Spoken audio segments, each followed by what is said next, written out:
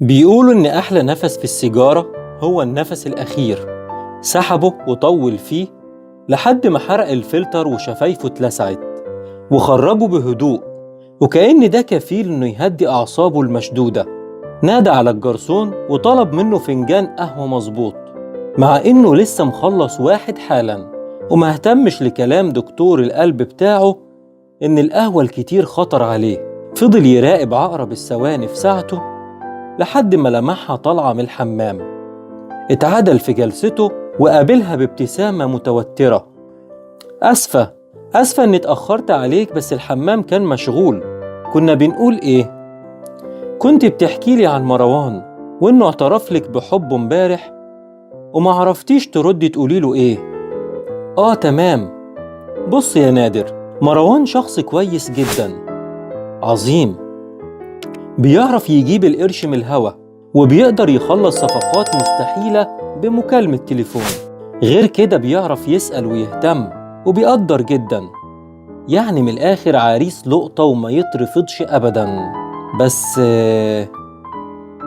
راقب حواجبها المضمومة وعينيها اللي بتلف وتدور مع صوت طرقعة صوابعها اللي بيعشقه، وفهم إنها محتارة ومستنية منه رد، بس حاسة إن في حاجة ناقصة. مش كده؟ ندى، مشكلتنا يا ندى إن الأفلام والروايات بوظت طريقة تفكيرنا في المواضيع دي. بقينا بنحط لكل حاجة كتالوج وقواعد، بنفضل ندور على حاجة كبيرة وعظيمة ومش عارفين هي إيه، في حين إن الموضوع بسيط جدا. الفكرة كلها في الكهرباء، إحساس الرعشة السارية في جسمك لما تشوفيه، لمعة العين، قبضة القلب لما تخافي عليه. الاهتمام يا ندى، الاهتمام بأصغر التفاصيل اللي هو نفسه ممكن ما ياخدش باله منها، زي حاجات كتير. في اللحظة دي قطعهم الجرسون وحط فنجان القهوة قدامه ومشي. ايه ده؟ قهوة تاني يا نادر؟ انت نسيت كلام الدكتور ولا ايه؟ نادر أرجوك، أنا مش حمل إنك تقع مني زي المرة اللي فاتت. أنا هنده الجرسون يجي ويشيلها وهات أي حاجة تانية بدلها. ابتسم غصب عنه، فضل باصص لها شوية وهو فرحان بنظرة القلق والخوف اللي في عينيها. بعدين شرب من القهوة وولع سيجارة. التفاصيل دي هي اللي بتحسسنا إننا عايشين، إن مهما عدى وقت هنفضل نحب بعض ونخاف على بعض ونكون موجودين. العلاقة اللي ممكن تكمل لسنين ويفضل فيها نفس الشغف بتاع أول مرة، نفس الفرحة بهدية حلوة، ونفس دقة القلب بعد كلمة آسف في خناقة كبيرة. زي إن برغم الضغوط والشغل والمشاكل لما تحتاجني أكون موجود وانزل أقابلها واسمع اللي عايزة تقوله باهتمام. خد نفس من سيجارته وكمل شرب قهوته، ولاحظ البلاهة في عينيها كالعادة، نظرة أيوة يعني أعمل إيه. مروان شخص ناجح، مفيش شك في كده، هيعيشك في المستوى اللي نفسك فيه ومش هيحرمك من حاجة. بس مادام انت بتفكري ومحتارة وخايفة تاخدي الخطوة، يبقى اللي جواكي من ناحيته مش كافي. ومش معنى ان الشخص اللي حاسسك بكل ده اتأخر انه مش جاي. الحاجة الحلوة بتيجي بعد وقت وصبر وتعب وتركيز.